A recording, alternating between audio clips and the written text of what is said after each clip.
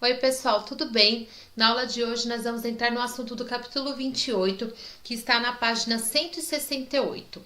Nós falaremos sobre a importância da previsão do tempo, quais são os estudos que estão envolvidos na previsão do tempo e como que é feito esse tipo de estudo. Desde a antiguidade, a previsão do tempo é bem importante. É claro que com o passar dos anos, a medição do tempo, a previsão, ela foi aprimorada. E a gente utiliza técnicas de observação dos fenômenos da atmosfera ou até mesmo com alguns mecanismos de tecnologia bem avançados que hoje nós temos já nos oferecendo dados muito mais precisos do que antigamente, que era apenas com a observação do céu mesmo e a gente conseguia saber mais ou menos prever o que aconteceria nos dias seguintes. As ferramentas utilizadas na previsão do tempo, elas são muito úteis, principalmente nos países que têm as estações do ano bem definidas. Isto é, a chuva que é bem regular no verão e aquele período de seca no inverno. A estiagem é um período de seca, com menos quantidade de chuva. Existem diversos tipos de clima no mundo, Esse fato ele vai ser explicado pelo quê? Pelos fatores climáticos que vão agir na superfície terrestre, como a temperatura, a pressão atmosférica, a quantidade de vapor de água no ambiente, que a gente chama de umidade relativa do ar. E todas essas variações, elas vão também ter a influência da região, devido à latitude, devido à altitude, devido à sua posição, se é próximo ao Equador ou mais próximo aos polos. Então, todas essas características, elas são bem distintas naquele lugar. E essas variações, elas podem modificar conforme as características momentâneas. E isso a gente chama que é o tempo naquela região. Diferentemente dos dados climáticos, que eles já são os dados que vão perdurar por um longo período de tempo naquele local. E a gente já sabe a diferença de tempo e clima. Então, a gente consegue interpretar todos os dados meteorológicos coletados, com esses equipamentos que nós temos na atualidade, e eles são interpretados para a gente chegar e relacionar ao clima da região e a gente prever essas condições do tempo. A importância de se prever envolve questões econômicas, porque elas ajudam na agricultura para saber qual é o melhor período para plantar, qual é o melhor período para colher, e também previne nos períodos de seca, A gente consegue ver métodos de irrigação para aquele solo. E também vai envolver as questões de saneamento e infraestrutura, porque a gente pode evitar alguns alagamentos, alguns desabamentos de estruturas de áreas de risco, Se tem construções em áreas que podem desabar por conta das chuvas volumosas no verão, por exemplo, a gente consegue aí evitar algumas catástrofes. E também a gente, por exemplo, no dia a dia, a gente pode decidir que roupa a gente vai usar naquele dia, ou então se a gente pode viajar, investir num passeio a céu aberto em certas épocas do ano. A meteorologia, ela tem também um papel social e de saúde pública, porque ela emite alertas sobre alterações atmosféricas importantes, como vai chegar uma tempestade, vai ter um furacão, olha, essa chuva vai ser volumosa, ela pode causar uma enchente. Então, a população ela pode se deslocar para uma área mais segura, antecipadamente a esses possíveis desastres. Hoje, a internet ela permite que, até mesmo nos nossos celulares, a gente tenha informações precisas do tempo. Além do celular, a gente tem outros meios de comunicação, na televisão, no jornal, tem a mocinha do tempo, no rádio. Eles também mostram para nós quais são os quadros de previsão do tempo e como que vai ser o comportamento atmosférico, se vai ter chuva, se vai ter rajadas de vento, se vai ter bastante umidade, qual vai ser a intensidade da radiação ultravioleta do sol.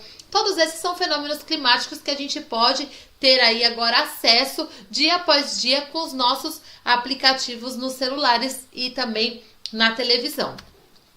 Nós podemos destacar que o que nós procuramos quando a gente quer saber do tempo, por exemplo, do final de semana, ele não está falando sobre o clima, e sim do tempo. Porque o clima são todos os fenômenos atmosféricos que vão caracterizar uma região geográfica. Então, a gente tem o estudo da climatologia. Já a meteorologia, ela vai estudar os fenômenos da atmosfera terrestre e vai prever o tempo, e também ela pode englobar o clima de uma localização geográfica.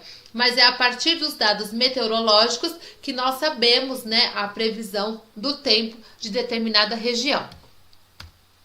Os meteorologistas, que são os estudiosos da meteorologia, eles, quando fornecem a previsão do tempo, eles avaliam a temperatura, a pressão atmosférica, a umidade relativa do ar, a velocidade para onde o vento está se direcionando e também o tipo e a quantidade de chuva.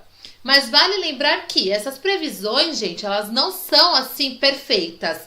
Porque apesar de a gente ter uma tecnologia bem avançada nos dias atuais, essas previsões, elas podem mudar rapidamente. As condições atmosféricas, elas podem mudar. A gente pode ter uma invalidação dessa previsão que se teve. Por exemplo, olha, hoje eu vi no jornal que vai chover. Saio de bota de casa e de repente não chove. E aí, então, a gente vê uma invalidação da previsão anterior.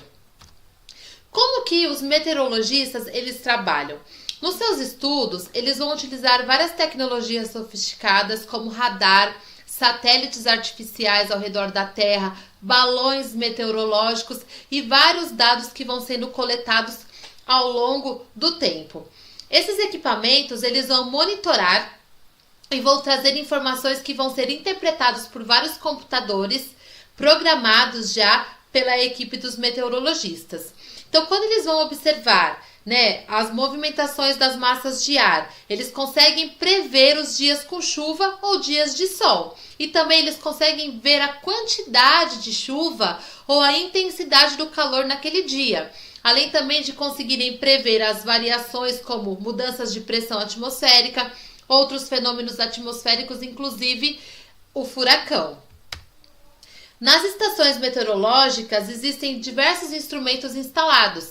Então essas estações meteorológicas, elas são colocadas em locais estratégicos, geralmente onde tem universidades que vão ter esses estudiosos que vão monitorar, trabalhar, inclusive ensinar outras pessoas acerca da meteorologia.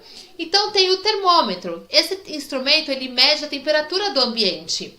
O anemômetro, ele mede a velocidade e alguns modelos têm a biruta junto com ele, que vai verificar a direção do vento.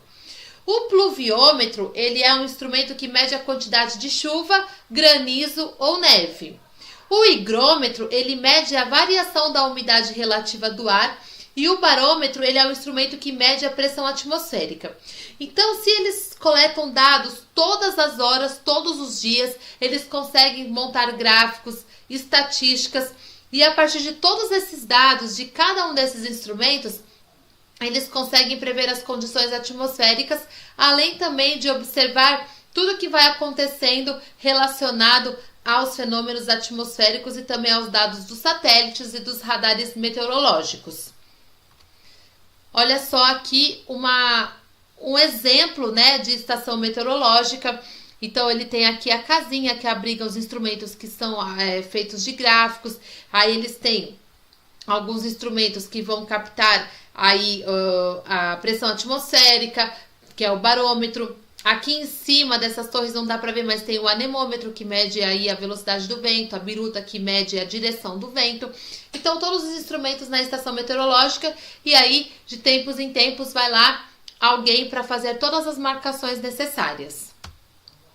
Todos os conhecimentos desenvolvidos nessa área podem resolver diversos problemas, como a previsão de fenômenos atmosféricos que vão influenciar nas atividades humanas, como o tempo no dia a dia. Quais são os riscos para a aviação e qual é o risco da navegação? A formação de tempestades, isso é bem importante.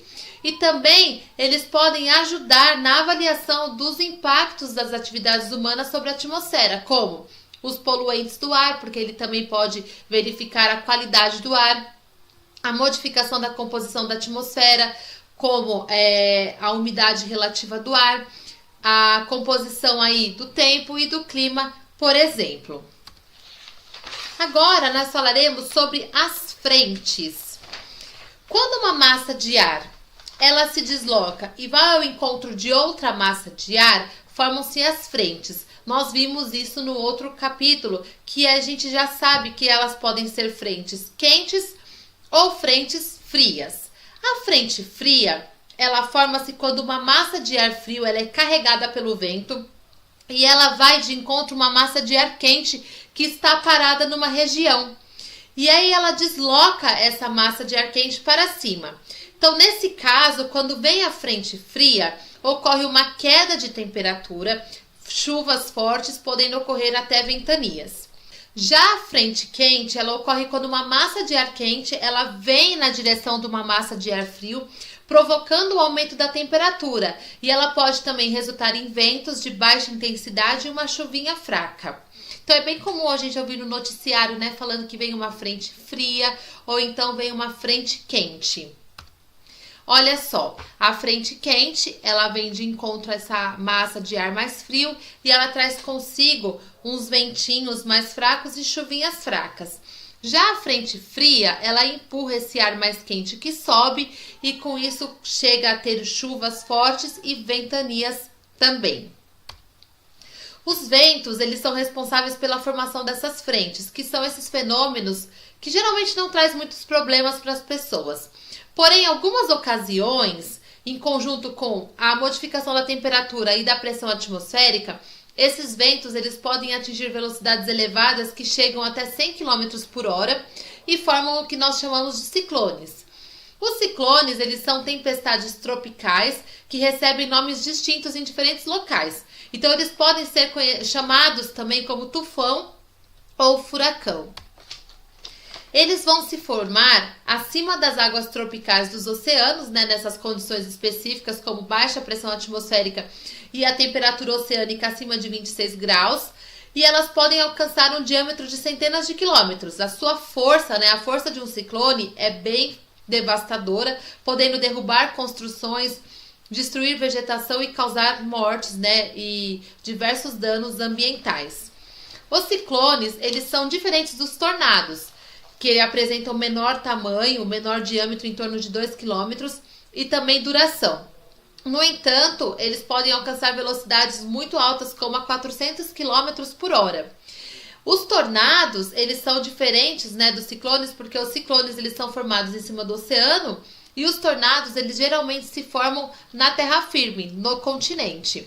Então, aqui a imagem de um ciclone, né, visto de um satélite, visto do espaço, e o tornado visto em terra aqui nessa outra imagem. Tá certo? Se você ficou com alguma dúvida, escreve para Pro. Um beijo!